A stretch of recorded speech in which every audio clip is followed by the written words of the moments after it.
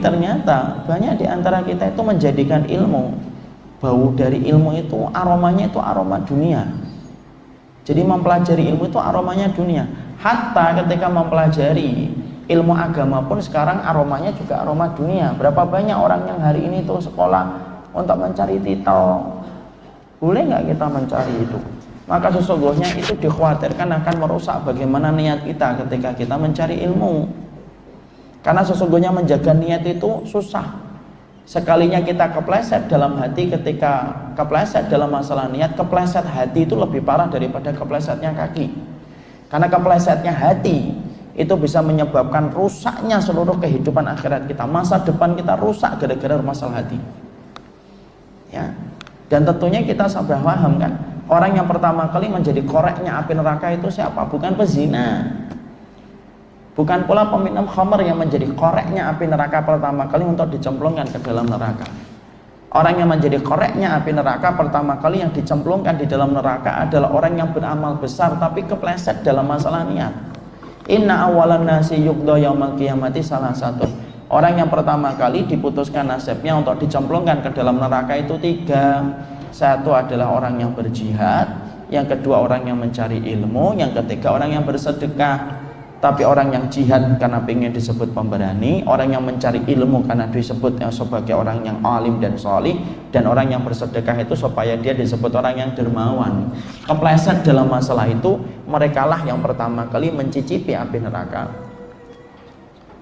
Yang mencicipi api neraka sebelum orang yang meminum khamr, sebelum orang yang berzina. Walaupun orang yang minum khamr dan berzina juga dosa yang kemudian akan ditebus dengan neraka. Artinya itulah susahnya menjaga niat. Dan ternyata rusaknya niat itu bukan hanya riya, tapi meniatkan dunia itu dalam setiap ibadah.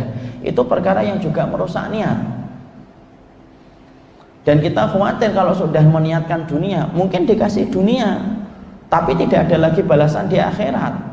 Ada kok teman saya beramal untuk dunia, nyatanya dapat dunia. Betul, memang dapat dunia. Wong Allah sudah menjanjikan kok, orang yang mencari dunia akan dikasih dunia, nggak dikurangi. Tapi kelak di akhiratnya nggak dapat apa-apa.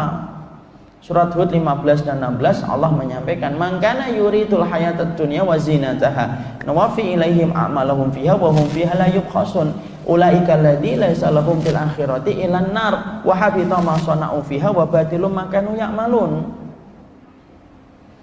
Barang siapa orang yang meniatkan dunia untuk mendapatkan dunia, maka kami kasih dunia. Tuh kata Allah, nuwafi ilaihim, kami kasih dunia yang mereka niatkan, tuh kami kasih. La yubkhasun, tidak dikurangi. Jadi niatnya pengen dapat 100 juta, Allah kasih 100 juta, tidak dikurangi. Selesai ayat itu berdiri sendiri? Tidak. Ayat itu berdiri kemudian disambung dengan ayat berikutnya. Tetapi kelak dalam kehidupan di akhiratnya, orang yang sudah disempurnakan balasan dunianya, tetapi kelak di akhiratnya nggak mendapatkan apapun. Sia-sia apa yang mereka lakukan, batil atas apa yang mereka usahakan, dan akhirnya di akhiratnya tidak mendapat apa-apa. Berapa banyak nanti orang yang ketika mencari ilmu, ketika dia melihat mizan kebaikan dia kaget, loh, saya mencari ilmu mana ya Allah, 16 tahun saya nyari ilmu. Allah menjawab, loh, nyari ilmu kamu kan hanya untuk dunia. Sudah dikasih toh kepadamu dunia sebagaimana niat yang kamu inginkan. Bisa jadi ada orang yang ketika dia melihat mizan kebaikan, karena mizan kebaikan itu semuanya nanti kelihatan, Pak. Jadi bapak, saya, anak, antum, ukhti, semuanya. Nanti ketika kita kemudian dalam mizan itu kita ngerti mana sih amal kita yang terbaik itu yang mana. Oh, yang ini. Oh, yang ini. Mungkin ada di antara kita yang bertanya, loh, mana amalan saya ketika mencari ilmu? Loh, ilmu yang kamu niatkan itu supaya kamu disebut alim sama teman-temanmu, kan kamu sudah disebut salih sama teman-temanmu. Akhirnya tidak ada lagi sisa untuk balasan mereka di akhirat. Dan Allah itu paling benci kalau ibadah yang harusnya untuk Allah, di arus-arusnya dengan ridhonya, disamakan lalu dengan dunia. Allah itu paling tidak suka, murka Allah, disama-samakan dengan dunia. Padahal dunia dan seisinya apabila ditumpuk dihadapkan kepada Allah, kedudukan dunia itu, kata Allah itu, kata Rasulullah itu apa? Bagaikan bangkai seekor anak kambing yang pincang kakinya, itu pun masih lebih baik daripada dunia di hadapan Allah.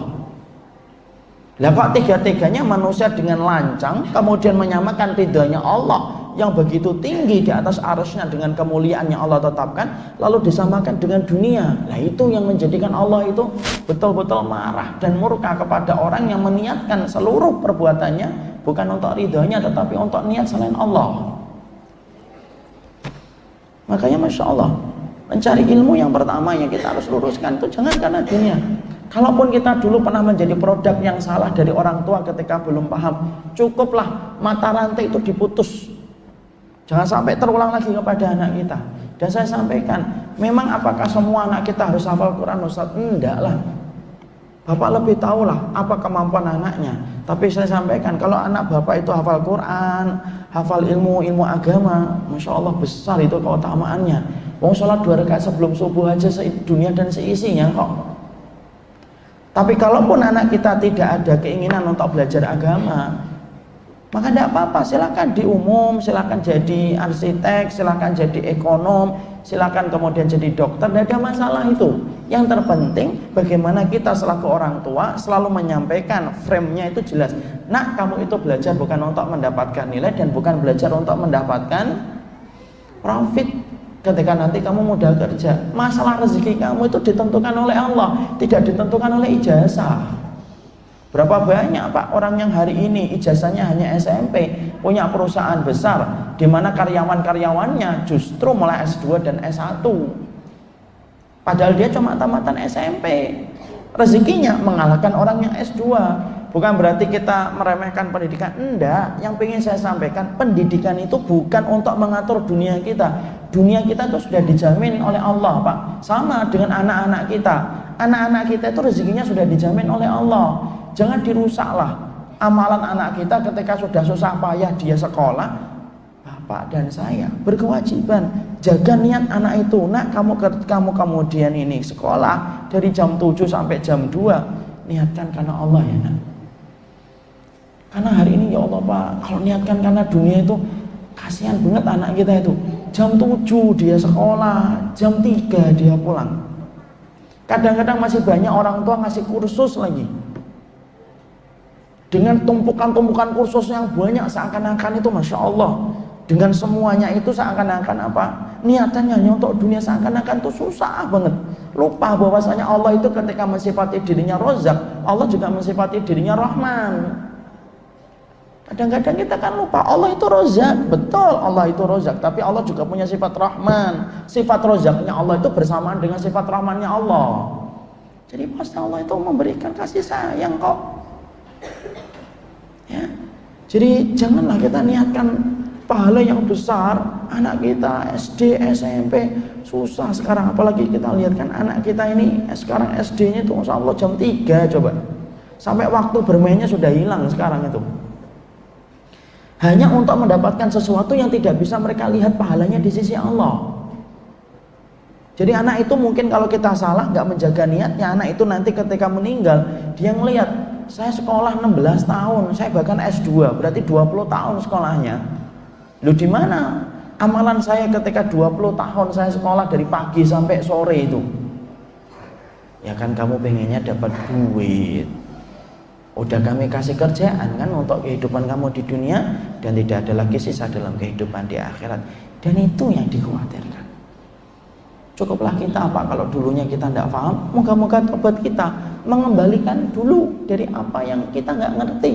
Produk orang tua kita yang orang tua kita belum paham. Semoga Allah mengampuni setiap orang tua yang kita kasih.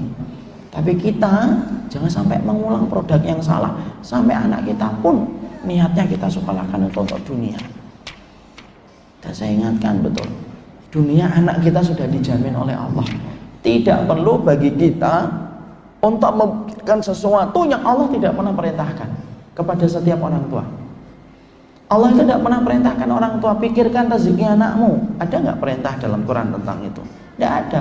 Allah cuma perintahkan, jagalah dirimu dan keluargamu dari api neraka. Itu perintahnya. Adapun masalah rezeki anak, Allah yang kemudian memberikan jaminan, nahnu narzuqukum, kami yang memberikan rezeki kepada mereka dan kepada kalian. Jadi jangan memikirkan sesuatu yang tidak pernah Allah bebankan kepada kita.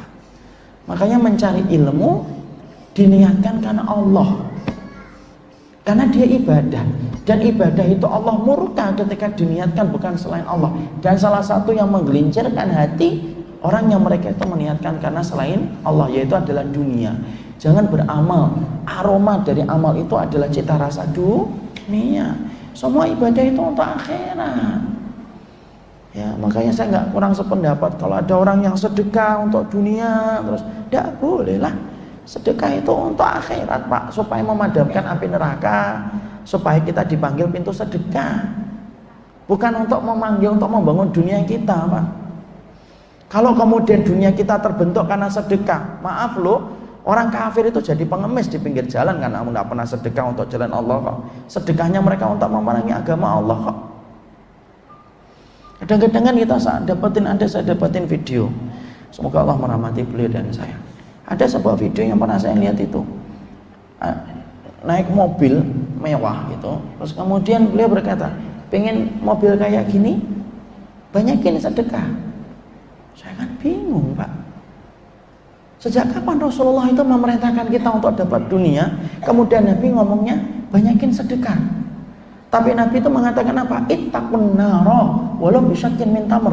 Takutlah kamu kepada neraka walaupun dengan pelepah kurma yang kamu infakkan, yang terbelah itu.